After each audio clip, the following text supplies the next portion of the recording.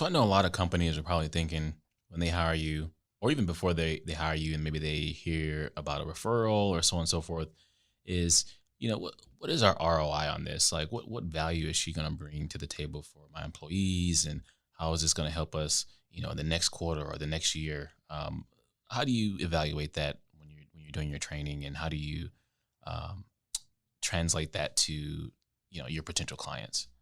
Great question. It's an investment, right? And it's an investment not just one time, but over time. So one of the things that I let my managers know, or the person in HR that I'm working with.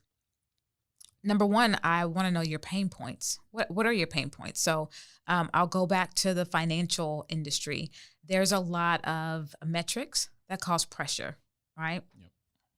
So if they open up their emails every day to the night before's productivity report, you're immediately not going to have empathy, because now you got to get through this productivity report. Oh, my productivity was down. I don't want to have a conversation with my boss. So when I talk to them about that, I'm like, okay, what are the pressures of your people, and what is that outcome to you? Does that mean that you get bad customer reviews, or your satisfaction surveys aren't good? So that's the first thing I think I touch on is I'm going to teach your people how to listen, because that's a big part of empathy is listening. Secondly, I always go back to my tagline. Empathy is a verb. How do you want your people to respond? Because clearly you're booking me because the response that is happening is not the one you desire. What is your desired outcome for your people? Better internal customer service, better external customer service, creating better human connection to ingrain empathy in your culture. So some of the things that the feedback that I've been able to get is that yes, our customers are a lot more satisfied because people are now more cognizant of their response. And I use the word compelled, right? I use the word compelled because if I said, are you moved to make an action? It doesn't have the same je ne sais quoi, right? Right? Are you compelled to act on this customer's behalf? Yeah.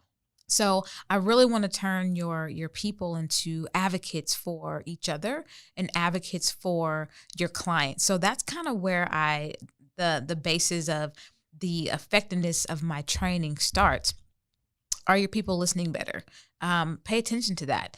Maybe their productivity went a little bit longer, but what are some of the customer comments that you received at the end of the survey? Now, how do we, stick to your matrix a little bit, but also I'm taking my managers and I'm saying, it's okay. I know you got to get through a phone call in 3 minutes. However, you're also developing that human connection. So what's your pain point and what do you want to drive right now?